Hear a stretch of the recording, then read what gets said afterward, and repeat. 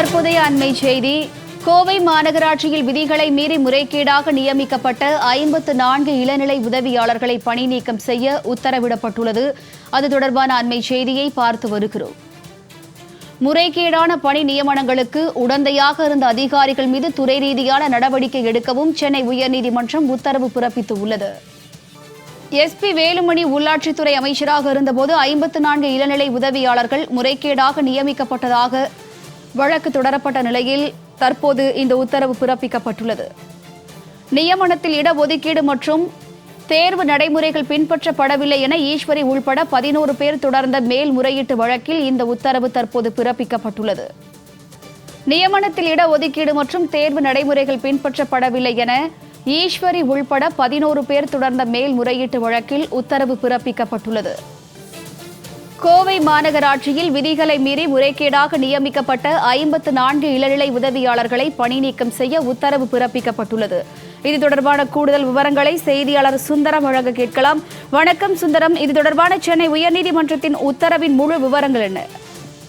வணக்கம் வினிதா. அதாவது கடந்த 2021ஆம் ஆண்டு அதிமுக ஆட்சி காலத்தில் எஸ் வேலுமணி உள்ளாட்சித்துறை அமைச்சராக இருந்தபோது கோவை மாநகரத்தில் 69 இளநிலை உதவியாளர் பணியிடங்களுக்கு விண்ணப்பங்கள் வரவேற்கப்பட்டன. இந்த பணிக்கு 654 பேர் விண்ணப்பித்த நிலையில் 440 பேர் நேர்முக தேர்வுக்கும் சான்றிதழ் சரிபார்ப்புக்கும் அழைக்கப்பட்டு அதில் 54 பேர் தேர்வு செய்யப்பட்டு நியமிக்கப்பட்டனர்.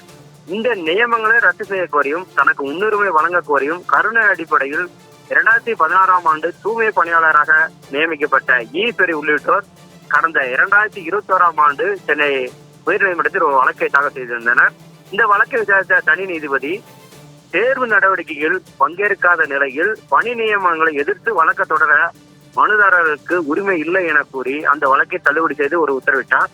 இந்த உத்தரவை எதிர்த்து ஈஸ்வரி உள்ளிட்ட 11 பேர் மேல்முறையீடு செய்துள்ளனர். அந்த மனுவில் உரிய தகுதி இருந்தும் முறையாக விளம்பரங்கள் செய்யப்படாததால் இளநிலை உதவியாளர் பணிக்கான தேர்வு நடைமுறைகளில் தங்களால் கலந்து கொள்ள முடியவில்லை என்றும் அப்போதைய உள்ளாட்சித்துறை அமைச்சர் வேலுமணியின் செல்வாக்கு காரணமாக உரிய விதிகளையும் இடஒதுக்கீடு நடைமுறையையும் பின்பற்றாமல் ஒரே நாளில் 54 பேர் நியமிக்கப்பட்டுள்ளதாகவும் அவர்கள் நியமனத்தை ரத்து செய்ய வேண்டும் என அந்த மனுவில் அவர் கோரிக்கை வைத்திருந்தனர்.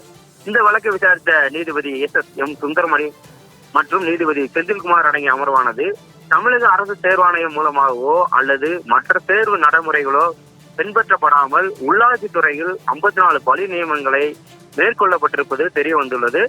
புறவாசல் வழியாக இந்த பணி நியமனங்கள் நடந்துள்ளதால் கோவை மாநகராட்சியில் 54 இளநிலை உதவியாளர்களை பணி நீக்கம் செய்ய உத்தரவிட்டனர். மேலும் முறைகேடான பணி நியமனங்களுக்கு உடந்தையாக இருந்த அதிகாரிகள் மீது துறை ரீதியான நடவடிக்கை எடுக்க வேண்டும் என காலியான பணியிடங்களுக்கு தகுதியான நபர்களை மட்டுமே தேர்வு செய்ய வேண்டும் எனவும் அந்த உத்தரவில் அவர் தெரிவித்துள்ளனர். வினிதா, கூடுதல் விவரங்களுக்கு நன்றி சுந்தரம்.